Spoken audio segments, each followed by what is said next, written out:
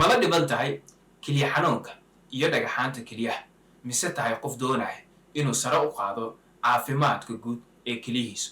haddii ay jawaabtaadu haa tahay, waxaan kugula talin lahay inaad qaadato Middle Hub Kidney Support. ila soo xiriir oo hel la talin caafimaad dabada ka hor. waxaan kuu qori doonaa dawadan haddii ay kuga habboon tahay oo aad qaadan karto. dawadan waxay aad u caawisaa ama ay daweysaa caabuqa ama infekshinada ku dhaca keliyaha. sidoo kale waxay burburisaa ama ay aad ugu wanaagsan tahay dhagaxaanta keliyaha.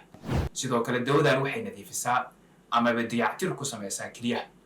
waxay kaloo keliyuhu ka saartaa ama ay ka nadiifisaa waxyaabaha halista ah ee sunta ee keliyaha dhaawici kara. sidoo kale dawadan waxay caawisaa shaqada keliyaha.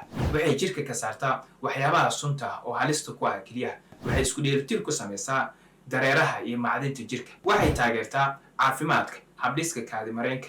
waxay kaloo caawisaa habsifeynta dabiiciga ah ee jirka. sidoo kale waxay yareysaa cadaadiska adag ee ku yimaada keliyaha. waxay kaloo caawisaa dheelitirka heerka electrolyte jirka. sidoo kale waxay isku dheelitir ku samaysaa cadaadiska dhiigga oo waxay ka caawisaa inuu dhiigga uusan kicin amaba u dhicin. waxay kaloo kor u qaadaa guud ahaan caafimaadka keliyaha. waxay kaloo taageertaa firfircooniga keliyaha si keliyuhu ay muddo dheer si caafimaad leh ugu shaqeeyaan. dawadan waxaa ku jira maadooyin badan oo dabiici ah kuwaasoo sare u qaada caafimaadka iyo badqabka guud ee keliyaha. dawadan waxaa lagu soo sameeyey dalka Mareykanka, isla markaasna waxaa soo hubiyeen hay'adaha qaabilsan tayada dawooyinka dalka Mareykanka sida FDA iyo hay'adaha kala shaashada idinkaga muuqda. haddaba si aad u heshid daawadan, nagala soo xiriir WhatsApp numberka shaashada kaaga muuqdo.